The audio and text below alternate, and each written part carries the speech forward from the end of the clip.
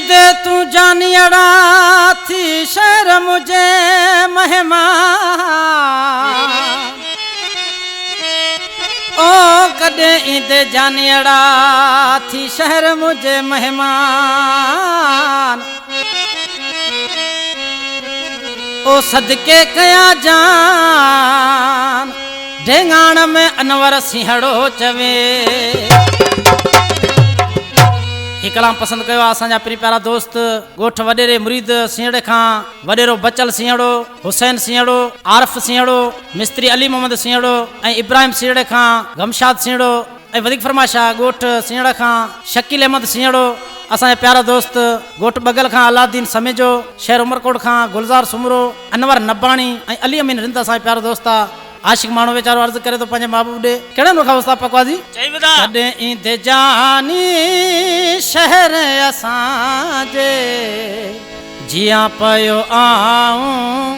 आसरे अवांजे कॾहिं ईंदे जानी शहर असांजे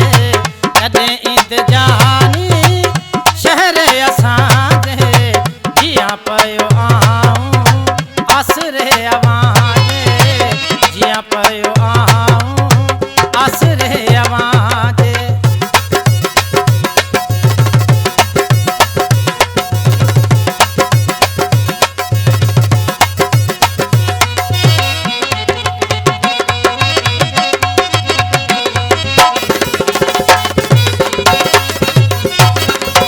अकेलो थियो आया कंहिंसां ॻाल्हाया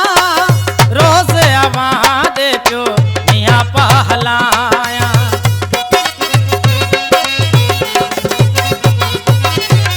अकेलो थियो आया कंहिंसां ॻाल्हाया रोज़ अवांजे पियो मियां पहलाया सुख नाहे ईंदो सिवा पंहिंजन जे सुख नाहे ईंदो सिवा पंहिंजन जे जियां पयो आऊं आसरे अवांजे जियां पयो आऊं आसरे अवांजे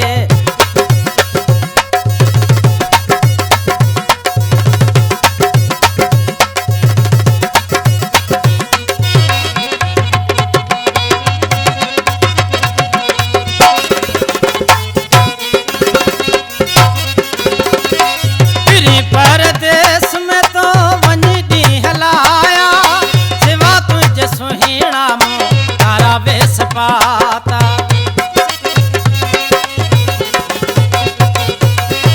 फिरी परदेस में तो वञी ॾींहं हलाया सिवा तुंहिंजे सुहिणा मूं तारा वेस पाता कंदे यादि पोइ मरी मां पवांजे कंदे यादि पोइ मरी मां पवांजे जियां पयो आऊं आसरे अवांजे जियां पयो आऊं आसरे अवांजे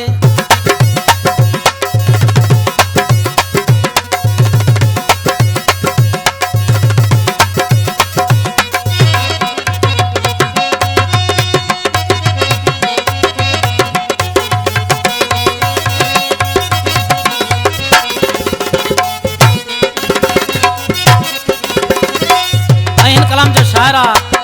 अनवर अली सिंहड़ो साहिब जेको ढेंगाण जो वेठल आहे असांजो जानिब आहे ऐं अज़ीम सिंहड़ जो प्यारो दोस्त आहे अनवर ईंदो आहीं मूंखे यादि सिंहड़ा अचो मोटी हवे जमसाबाद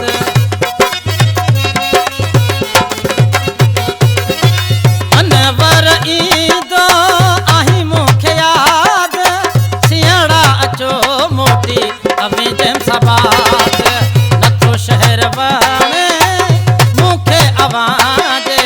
नथो शहर वणे मूंखे अवांजे जियां पयो आऊं आसरे अवांजे जियां पयो आऊं आसरे अवांजे